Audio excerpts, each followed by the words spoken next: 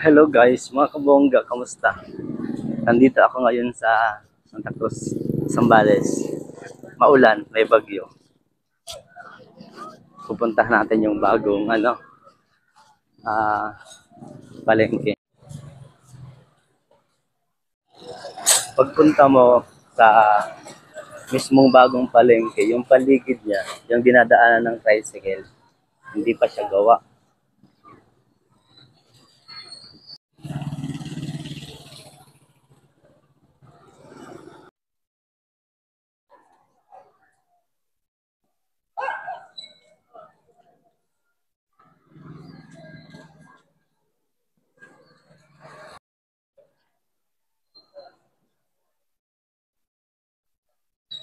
Ito guys, yung niya, harapan. Nag-blessing pala to at saka ribbon cutting noong July 29. So wala tayo dito nun. Puntahan natin yung left wing niya muna guys. Pagka nasa main entrance ka, tapos nasa kaliwa itong mga stall na ganito. Ma'am, good morning ma'am. Any words po na ano?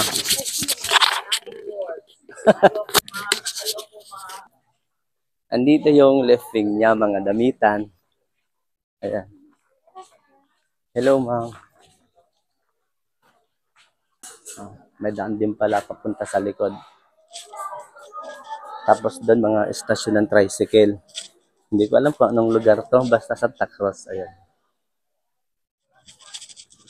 Ayan guys, punta naman tayo doon sa right wing niya.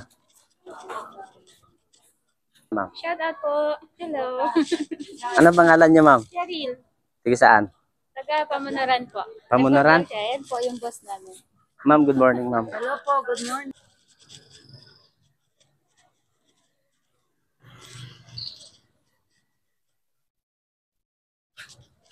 Ayan, may daan ulit dito papunta doon sa likod.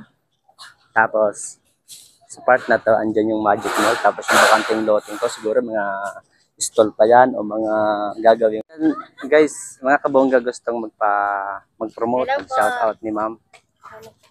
Ano, naiyak Ayun ako. yung boss namin, sir. Ayan. Ayan, bili kayo dito. Just Marilyn Almonte po. Marlin Almonte. Dry goods. Ayan ito. May code silang gagamitin tapos may discount daw kayo. Thank you, sir. Salamat ma'am. Opo. Ito guys, pasok na tayo dito sa ground floor kasi may second level. May second level yung palengkeng bago. Tapos dito, mga electronics. Ayan. Meron pang mga pwesto na hindi bukas. Ayan. Madami pang hindi bukas. Ito yung escalator na hindi nagpo-function. Tapos sa ibaba ng escalator, ito na yung mga gulayan.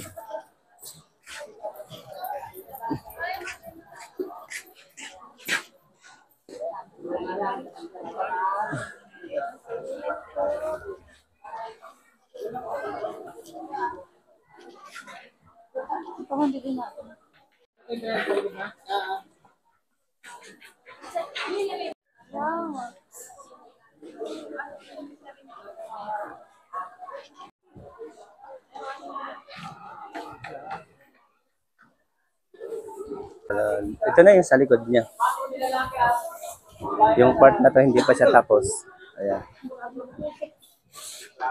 Tapos may masjid ng mga kapatid nating Muslim dito sa sa likuran. Shoutout nga pala sa mga barkada natin dyan, mga nakatambay dyan sa Magic Mall, mga bagay. Dito sa bandang likod sa kanan, mga pagupitan, ganyan.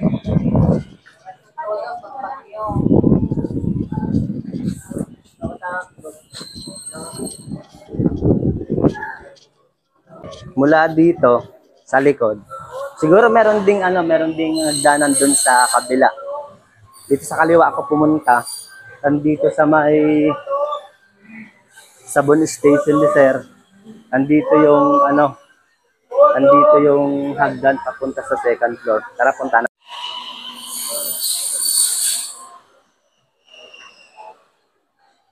Hi sir.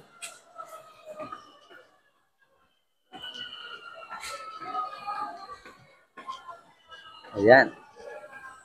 Ganda. Ganito pala yung nasa taas niya. Ganon din mga mga stall pa na hindi pa nakukuha. Hindi pa, construction pa lang talaga. Tapos yung andito, marami pang walang laman. Hindi pa nila nakukuha yung mga pwesto. Ang maganda din, ito ang meron dito sa bandang kanan, mga kainan. Anong masasabi niyo sa pwesto niyong maganda? Kumusta ang kitaan, ma'am? Kumusta ang kitaan? Okay lang. Ayan. Pumasok ako sa pwesto nila, guys, kasi, pumunta ako dito sa pwesto nila kasi palangiti sila. Parang approachable silang lapitan. Durot, ma'am. D-U-R-O-T.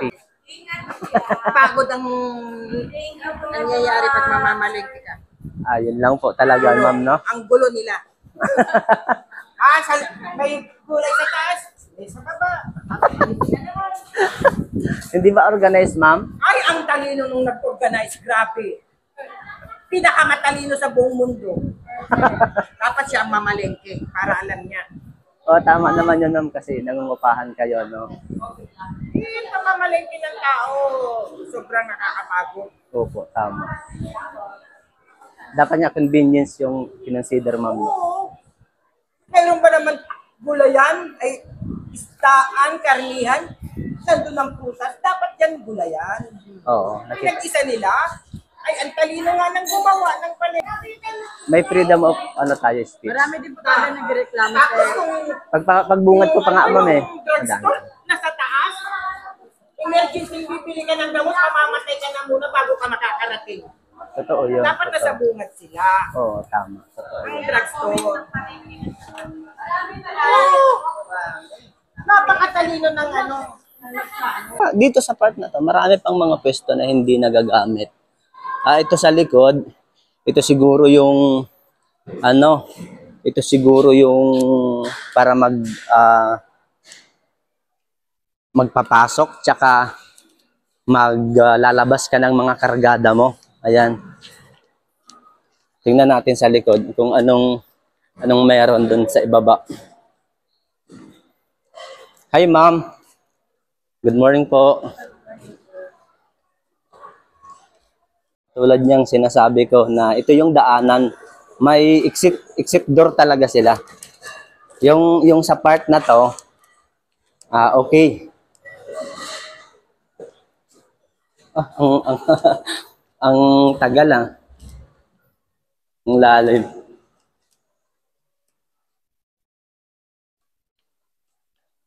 Ito yung hangganan niya.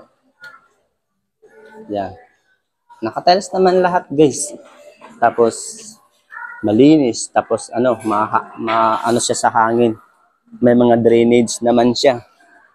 Tapos yun nga lang, pagkalabas ng drainage ay ng mga wastewater siguro kung ano man, hindi pa masyadong organized yung mga kung saan mapupunta yung tubig ng palengke. Ayun. Ito yung pinuntahan natin kanina, guys, mga gulay, mga nasa palengke. Dito na tayo sa second floor, guys. Ito yung highlight ng mall, ay nung bagong palengke. Andito sa taas yung yung mga isdaan, karnihan. Ayan. May mga prutas, kainan. Ito siya. 1, 2. Parang ang dami niyang stall, no? Parang ganito, yung isang ganyan, isang row at isang row na to, magkabilaan. Siguro nasa 1, 2, 3, 4, 5, 6, 7. Ayan, hanggang 7. Ang daming pwesto. Meron din siyang CR. Ayan. CR lalaki tsaka babae. Well furnished. Yung mga signage lang, nag-provide na lang siguro yung mga tao. Isa din po sa importante yung fire emergency equipments nila. Kasi meron din silang mga ganito, itong fire hose, fire extinguisher, tsaka yung mga signage, yung emergency, pag halimbawang may sunog. Ayan, meron din sila. Yun nga lang, hindi ko alam kung alam gamitin to ng mga tao. Tapos yung mga emergency hoses na yan. Pero bakit walang ano dito? Meron din pala. Itong mga red na tubo na to, yan yung mga emergency hoses. Pag halimbawang may sunog, automatic na magpa-function niya. Magre-release siya ng tubig para hindi masunog yung yung establishment niya. Mga butas na, nahuli pati sa lamin. Yung mayroong luna doon, o wala na salamin yun. Ayun guys. I-express lang ng ibang tao sa akin na nakakakita sa akin na nagbo-vlog ako na yung bubong pala nito guys is salamin. Ayan, yung design, yung mismong salamin malinaw. Ang kinonsider siguro ng mga architect na nag-design dito yung para sa ganito kahit wala ng ilaw maliwanag. Yun nga lang ang problema, may mga nababasag na. Tapos yung nag-trending sa Facebook na baha dito sa loob at saka pagka mainit, yung mga ibang magtitinda hindi nila madi-display yung nila, paninda nila kasi nga isda tapos maaarawan, mabibilasa na yon. Nakilala ako ni ma'am. Sana lumabas ka ma'am. Nakilala niya ako. Kaya ako pumunta dito. Kanila tong dito ma-organize yung pwesto nila. Maganda. Lang siguro yung nabigla lang sila siguro sa yung epekto nung design ng palengke. Marami talagang nagrereklamo na hindi daw nila bakit daw ang isda nasa taas, yung mga gulay nasa taas, yung gamot nasa taas, dapat daw yun nasa baba. Hindi lang siguro sila nagkausap-usap yung pwesto kung ano yung mga makikita sa ibaba nitong palengke tapos yung mga nasa itaas. Yung functionality kung baga nung bawat yung pinaglagyan ng palengke tsaka yun lang, hindi na pag halimbawang magkasundo na itong part na to ibababa tapos yung nasa ibaba itataas, mahirap nang baguhin kasi nakakongkreto na yung mga pwesto dito sa taas. Kasi kung ako yung tatanungin, halimbawa yung isda, kasi mabigat yun pagka magdi-display ka, di ba? Doon na lang sa baba sana. Tapos yung hindi masyadong magalaw, katulad ng mga dry goods, mga damit, ganyan, andito siya sa taas. Kasi kung halimbawa, kung halimbawa na, kung nagka-water leak, yung mga wastewater dito sa taas, tapos yung mga nasa baba, napunta doon yung mga mabahong tubig, gano'n, hindi na perwisyo din sila. Yun din yung yun lang yung isa kong nakikitang medyo foul. Nakikita nyo din pala, ito, naglalagay sila ng mga trapal. Ayan, nagtatrapal sila kasi nababasa, naiinitan yung mga paninda nila. Hindi naman natin sila masisisi kasi hanap buhay yan eh. Alam nga namang i-consider nila yung makikisama sila sa design ng palengke. Nahahayaan nilang ganon na mapiper. Ayan, ayun guys, tapos na akong mag-ikot para mapasyalan ko yung itsura ng palengke dito. May dala nga akong bag kasi mamamalengke din ako. Hinahanap ko lang kanina yung mga kakilala kong binibilhan namin pero hindi ko sila makita. Ma'am, saan yung pwesto ni Emilo Mega? Alam niyo? Tagalungos yan. Umalis na po siya? Umalis na siya dito? Hindi, kakauwi lang po niya. Pero saan yung pwesto niya? Doon po. Sayang, hindi ko naabutan si ma'am. Followers ko yun, kaya sana pupuntahan ko siya, pero wala. Pwesto ni ma'am kasi siya yung binibilhan namin ng baka dati pa. Doon sa kabila, sa Pinita. Oo. Ayan, abuti nagtagpo kami. Magkano 1 kilong baka, ma'am? Dati pa rin dito sa amin. Ayan, hinanap ko talaga siya kasi alam mo na ang suki. Tsaka maraming discount dito kayo, ma'am, guys. Mga kabongga. Kunin mo na po, tawad na yung chef. 20 na lang yan. Pang ihaw or pang sinigang, ma'am. Magkano yan, ma'am? 220 na lang yan. Opo, 220 plus. 55.70.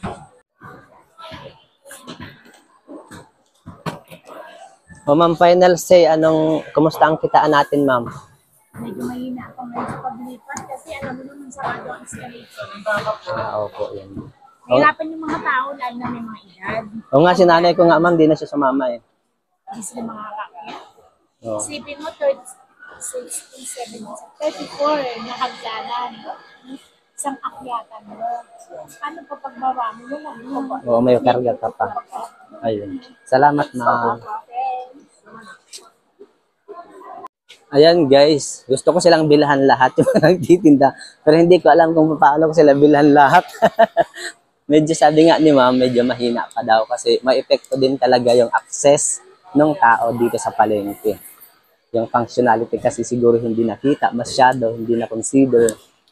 Ayun. Ma'am, ito nga ma'am, dalawa. May 1 kilo na yan, sobra. 145 po. Same lang.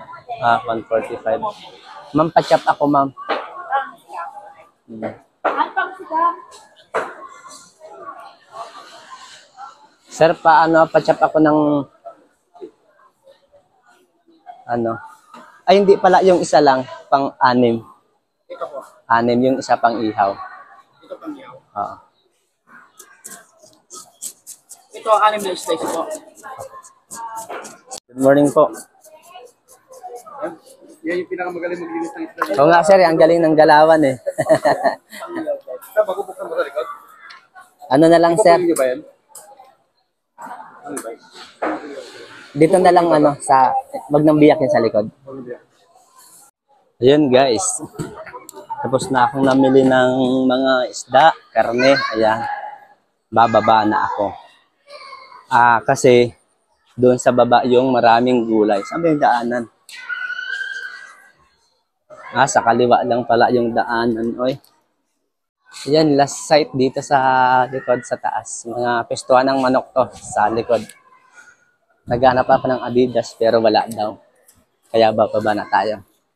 Dito sa mga gulayan guys, yung nabibilhan ng tao, yung nasa bungad. Yung mga andito sa mga sulok-sulok, hindi masyadong napupuntahan na. Ay ma'am, sorry ma'am. Ayan, andito sa gilid tong pinuntahan ko, nasa sulok. Dito tayo mamili ng natin. Mga epektos. Pero wala akong mabili.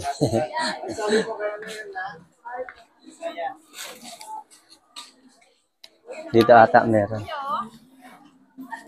Ma'am. Masarap pa balik ngayon kasi tiles yung lalakaran. Ang sarap nga daw po. Ayun guys, naririnig na may masaya, pero mayroong hindi masaya. Hindi masaya kasi wala kaming benta. Ano yan, ma'am?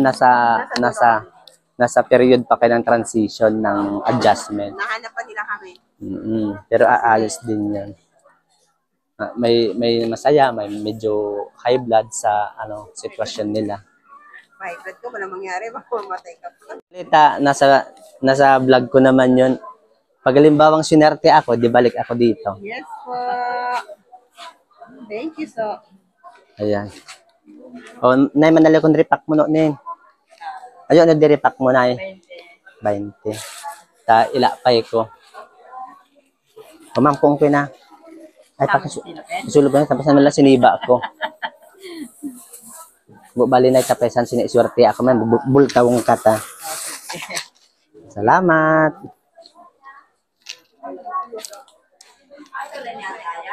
Ayun guys, yun yung masishare ko tungkol sa bagong palengke. Sa mga kaedad ko, sa mga bata-bata ka, okay lang yung pag-akyat, pagbaba, tapos may mga kargada kang. Pero sa mga matatanda, yun yung medyo hindi okay.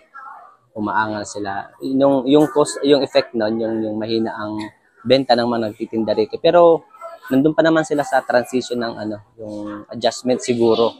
Kaya ganun pa, hindi pa nasanay, kumbaga. Hindi pa nasanay lahat ng tao. Ayun, narinig din natin kay ma'am na yung mga nag-iossi, may smoking area dapat. Hindi daw pwede magsindi dito sa loob. Tama naman yan for safety. Maganda ito, Flo.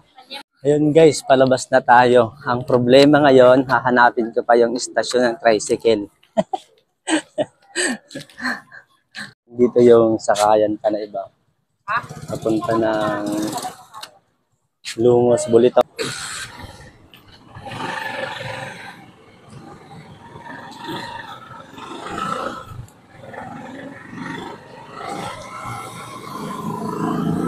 At ito guys, duman kami sa Lipay kasi walang Adidas doon sa ubos na. Ito ang gaganda, ang lalaki.